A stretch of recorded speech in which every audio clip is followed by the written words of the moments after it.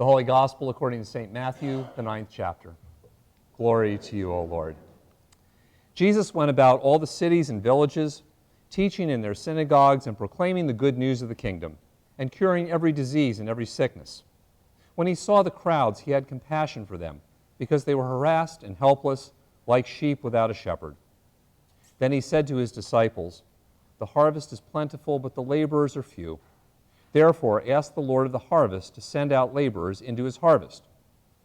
Then Jesus summoned his 12 disciples and gave them authority over unclean spirits, to cast them out and to cure every disease and every sickness. These are the names of the 12 apostles.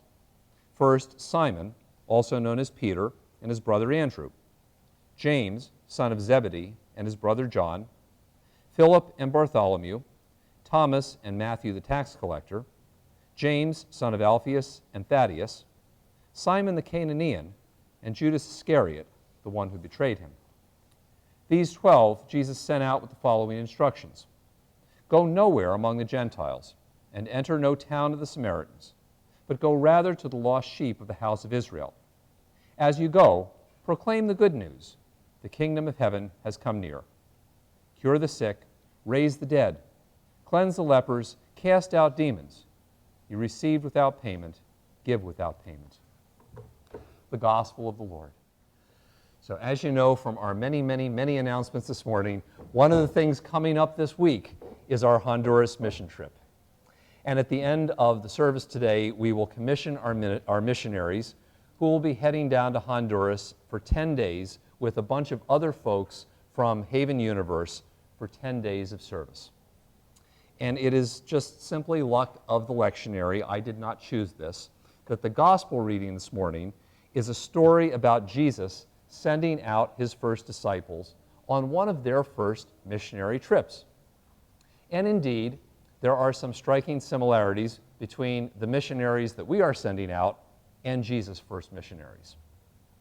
First of all, our missionaries will be doing things like building houses, serving on medical brigades, and leading VBS programs for kids with disabilities. Yet, while some of our folks have done some home projects and know something about building a few things, and have helped with VBS here, none of them do this for a living. None of them are professional builders or people who are medical professionals on the medical brigades that they will be helping with. The first missionaries of Jesus were sent by Jesus to do these things: cure the sick, raise the dead, cleanse the lepers, cast out demons.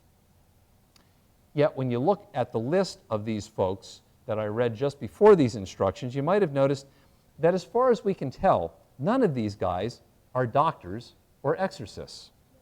And only Jesus has ever raised anybody from the dead. Indeed, most of these guys are fishermen, with the exception of Matthew and Simon the Cananean. Matthew is a tax collector, so he professionally cooperates with the Romans in collecting their taxes.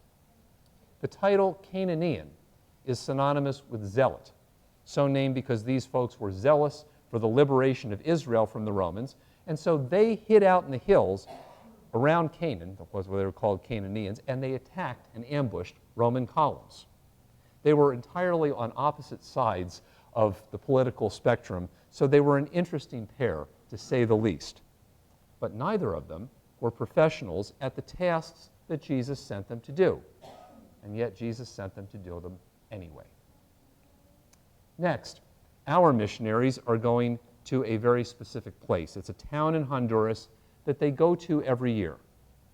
And of course, there are lots of places that need help in Honduras. And there are lots of places in between here and there that also need help too. But to be really effective and to focus on the continuing needs of people, the organizers at Haven Universe realized that they needed to pick a place and be there for the long haul.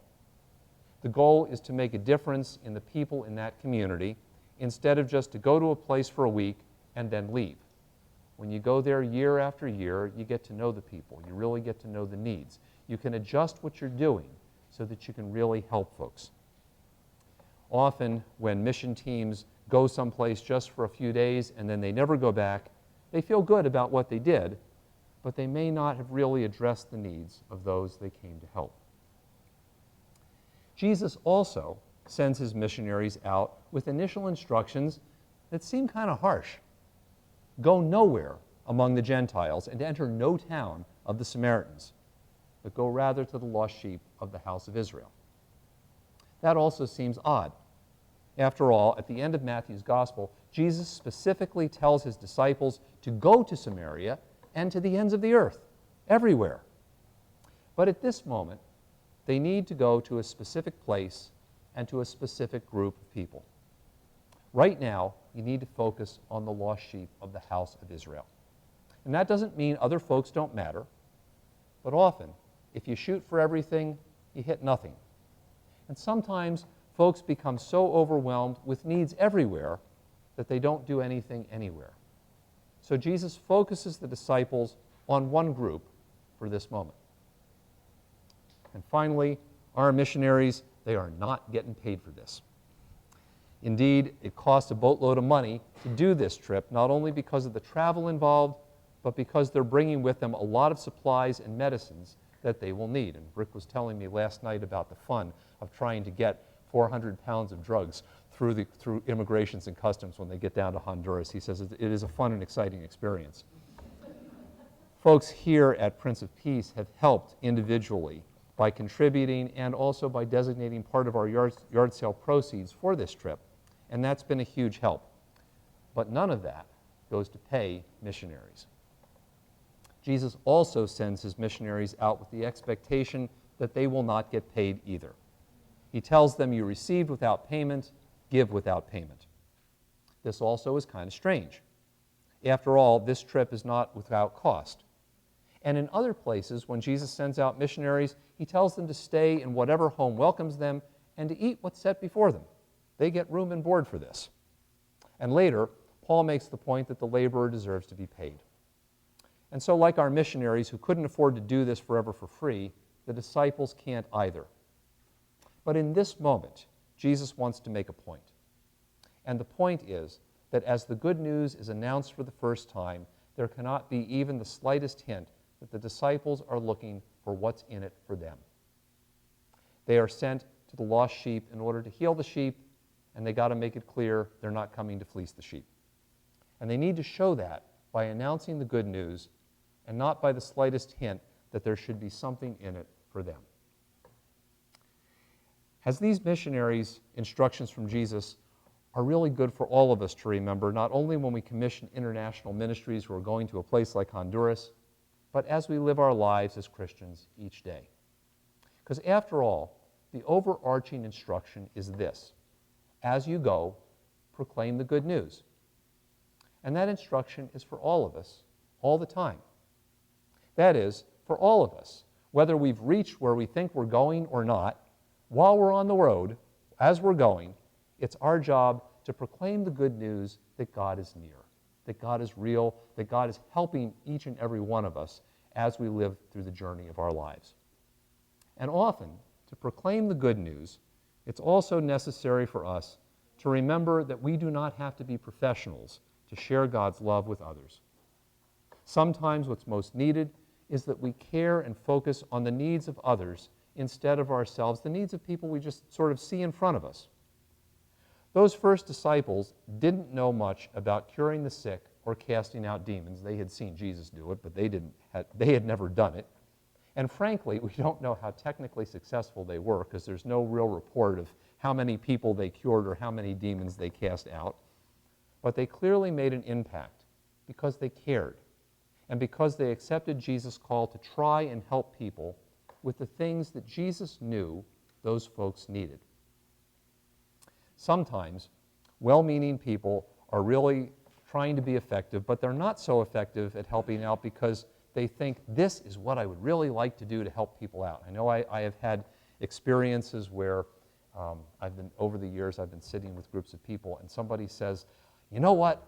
When I was at a different church in a different place, we did this great program to help this group of people in the neighborhood. I want to do that here. And that was a great idea for there and then because there was a group of people that needed those things there and then. But as we looked around here and now, well, here and now we need something different.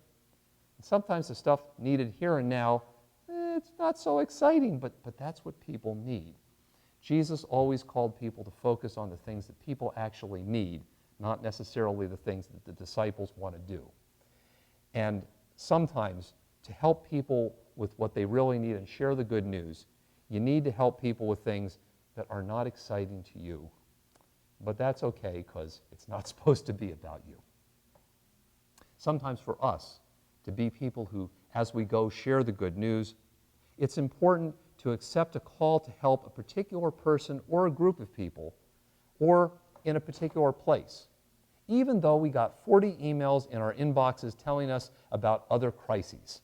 If you are like me, you have given money to and subscribed to a bunch of things like Lutheran World Relief and all the stuff from the county, and 40 times a day I have emails that say, here's a crisis, here's a way you can help these people, which are all necessary. All of those things are good, and all of those things are important. But sometimes we are so surrounded with bad news, horrible news, devastating news, that it can become numbing.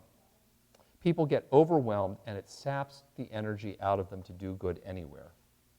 So sometimes Jesus' call is to fight against that and to be willing, as we go along, to do good in a particular place and with a particular person who needs help, even and especially if those people and those places are not being lifted up. It may be that the way you most share the good news as you move along is by helping a friend or a neighbor or somebody on the street that you see that just needs help at that moment, and you do it. Sometimes the people who don't get the press are the people Jesus most needs us to help. And sometimes, for us too, sharing the good news as we go along means that we act in a way that shows that we're in it for Jesus and for others and not for ourselves. That sounds easy, but sometimes the hardest part of that is mindset. I have recognized that for myself. Because, for example, over the years, often we sit there and we say, okay, how can we reach out to our community so that people can experience the good news of Jesus and we can share Jesus with others, and that's what we want to do, and it is what we want to do. But then in the back of our minds we go, hey, and if we did that effectively, more people would show up at our events. And then maybe some more people would help and volunteer. Maybe some of those volunteers would give a little money, and that would be helpful too. And that's, all of those things are true, but when we start to get into that mindset, all of a sudden there starts to be this hint of, okay, what's in it for us? What are we going to get out of this? And part of the words of Jesus this morning are simply a reminder and a caution that sometimes even the mindset of how can we make this better for us gets in the way of sharing good news and just making it about Jesus. Jesus' words remind us that sometimes sharing the good news and being the kind of missionaries Jesus calls us to be is just about projecting our faith and our confidence in Jesus and leaving it at that. As you go, says Jesus, proclaim the good news.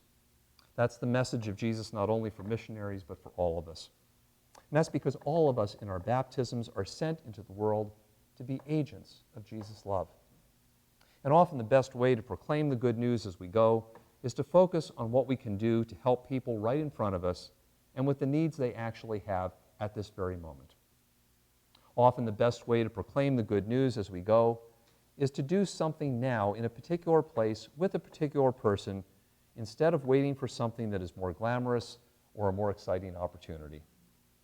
And very often, the best way to proclaim the good news as we go is simply to express our hope and our confidence in Jesus by the way we live, so that Jesus can be seen and experienced through us.